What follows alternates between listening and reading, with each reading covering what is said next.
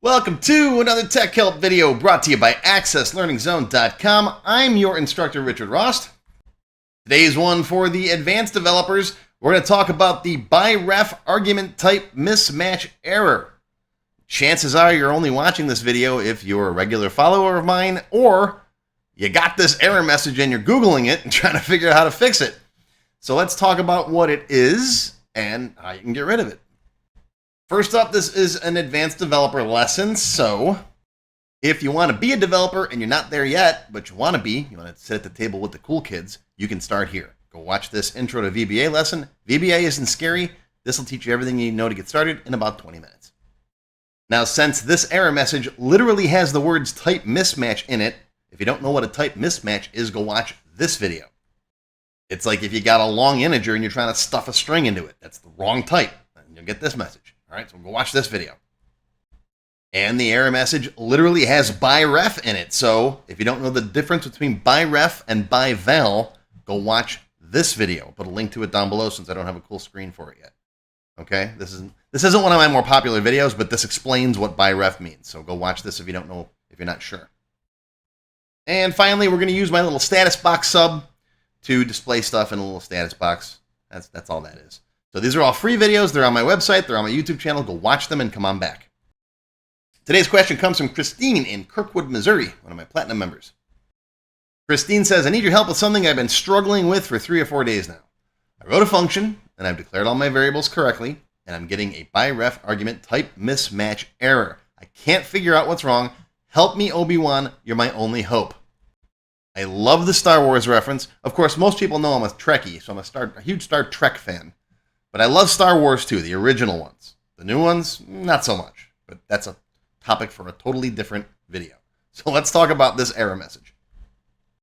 All right, here I am in my TechHelp free template. You can download a free copy of this off my website if you want to. And in here, I got this little Hello World button. You click on it, it says Hello World. It uses my little status function that I wrote, right?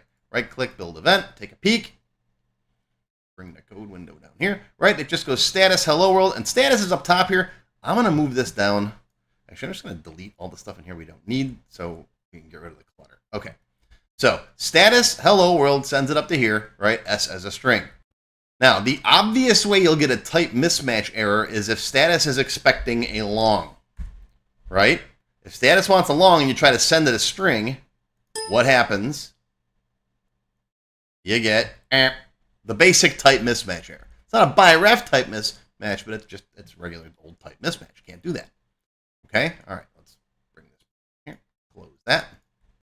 Now, interestingly enough, if you just get rid of that declaration right there, if you get rid of that type and just say S, that means it's accepting a variable S, but if you don't give it a type, it's going to make it a variant.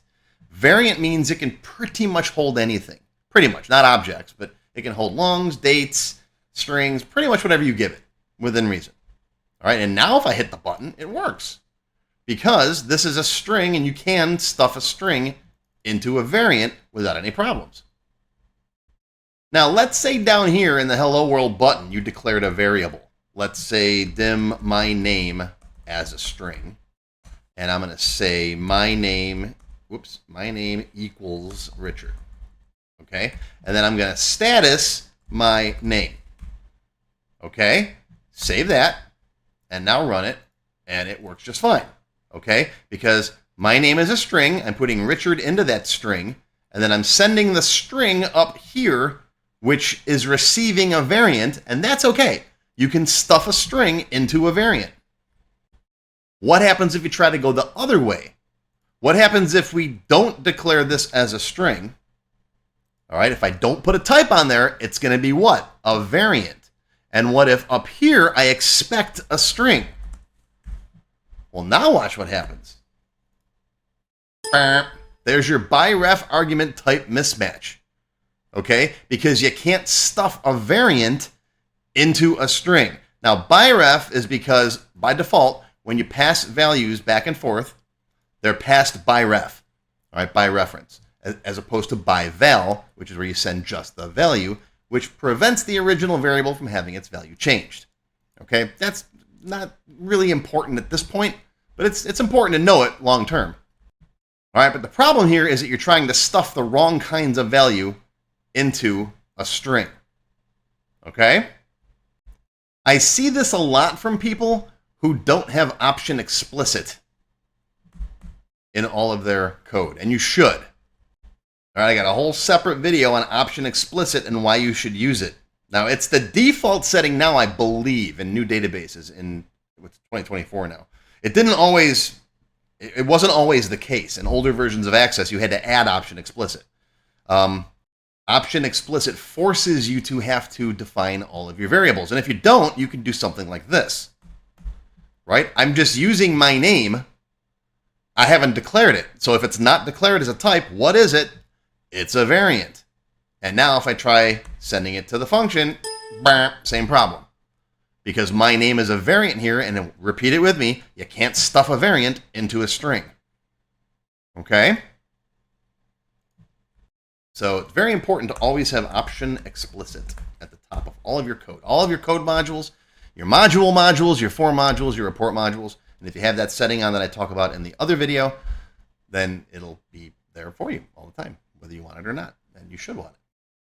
Option explicit, if it does one thing, the good thing about it is it prevents misspellings. Right? If you got long or stupid variable names, like P31X427, and you type it in wrong, right? You won't. If you don't have option explicit, you won't know what the problem is, and your code doesn't work.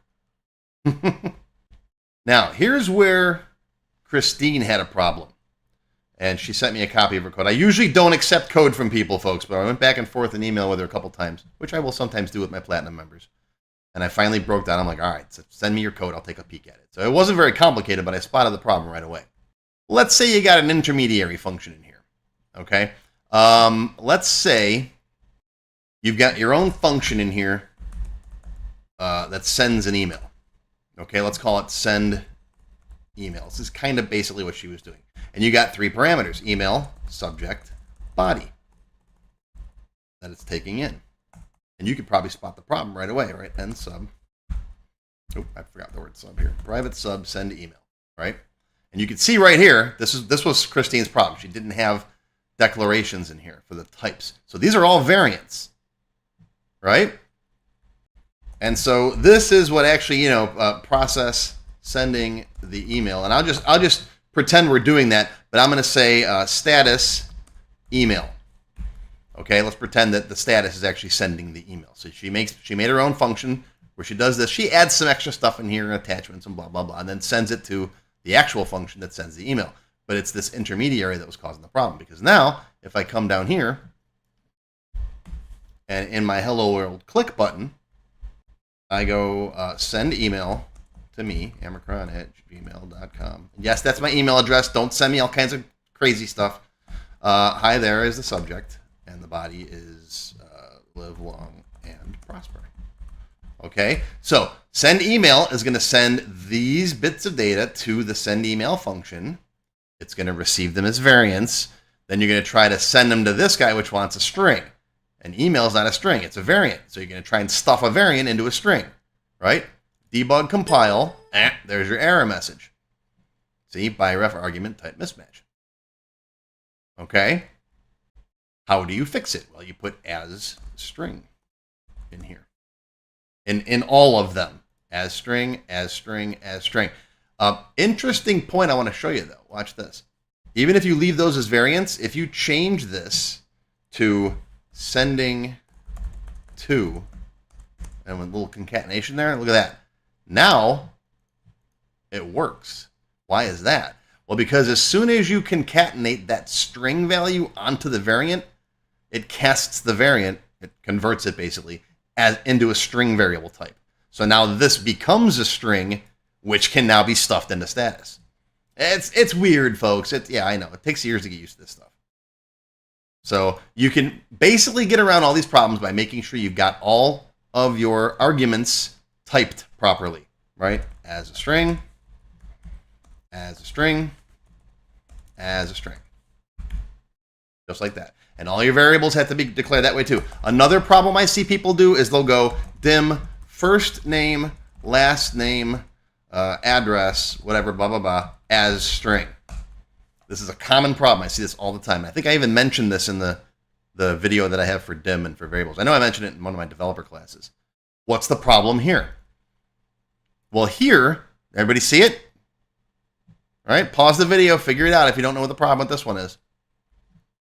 Problem here is only address is declared as a string. First name and last name are variants, right? Because you got to put as string. I know. It's a lot of repeat typing, but that's just how Visual Basic is. Some other languages like C don't make you do that. You can declare a bunch of integers, and make them ints and stuff like that. But with Visual Basic, you got to have the type with every variable. I know, it's a pain. So that's that, Christine. Sorry you had to pull your hair out for 3 or 4 days, but that happens sometimes. I have very little hair left. Well, actually, I've got a pretty good head of hair. I can't complain. For being 51 years old, I got most of my hair still.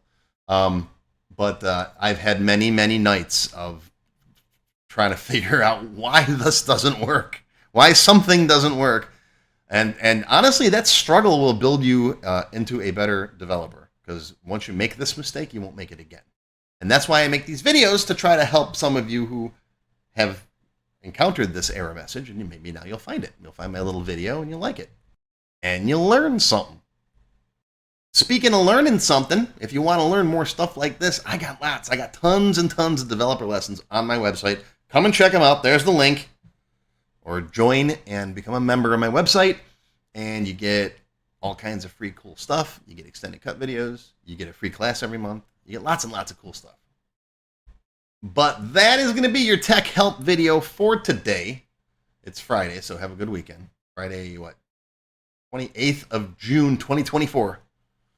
I hope you learned something. Live long and prosper, my friends. I'll see you next week.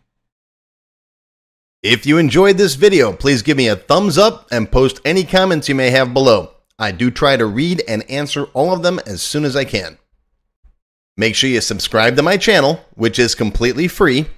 Click the bell icon and select all to receive notifications when new videos are posted. Want to learn more? Click the Show More link below the video to find additional resources and links. YouTube does a pretty good job of hiding it. It's right down there. See this part of the description here, right? The name, the video's up here. There's a little Show More down there, right down the bottom. It's kind of hard to find. But once you click on that, you'll see a list of other videos, additional information related to the current topic, free lessons, and lots more. And YouTube no longer sends out email notifications when new videos are posted like they used to do. But if you'd like to get an email every time I post a new video, click on the link to join my mailing list.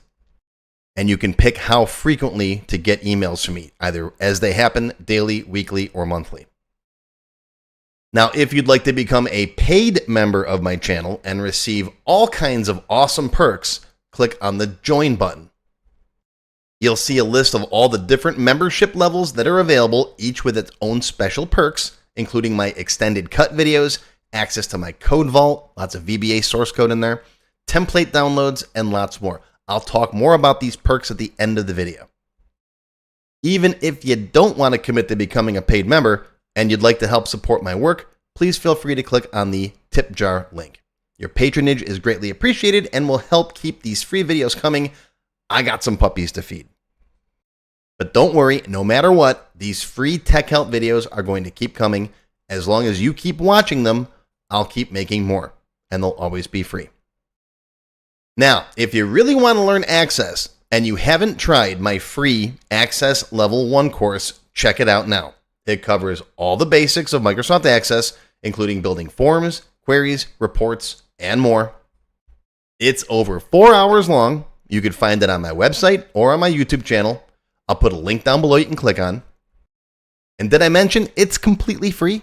The whole thing, free, 4 hours. Go watch it. And okay, a lot of you have told me that you don't have time to sit through a 4-hour course. So I do now have a quicker Microsoft Access for Beginners video that covers all the basics faster in about 30 minutes. And no, I didn't just put the video on fast forward. But I'll put a link to this down below as well. Now, if you like level 1, level 2 is just $1. That's it, $1. And that's another whole 90-minute course.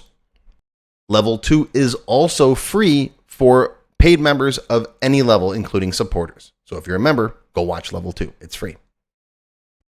Okay, want to get your question answered in a video just like this one? Visit my TechHelp page and send me your question there. Members get priority, of course. While I do try to read and respond to all of the comments posted below in the comments section, I only have time to go through them briefly a couple of times a month, and sometimes I get thousands of them. So send me your question here on the TechHelp page, and you'll have a better chance of getting it answered. And while you're on my website, be sure to stop by my Access forum. We've got lots of lively conversations about Microsoft Access and other topics. I have a fantastic group of moderators who help me answer questions. Shout out to Alex, Kevin, Scott, Adam, John, Dan, Juan, and everybody else who helps out on the site. I appreciate everything you do. I couldn't do it without you. Be sure to follow my blog, find me on Twitter, and of course on YouTube. Yeah, I'm on Facebook too, but I don't like Facebook. Don't get me started.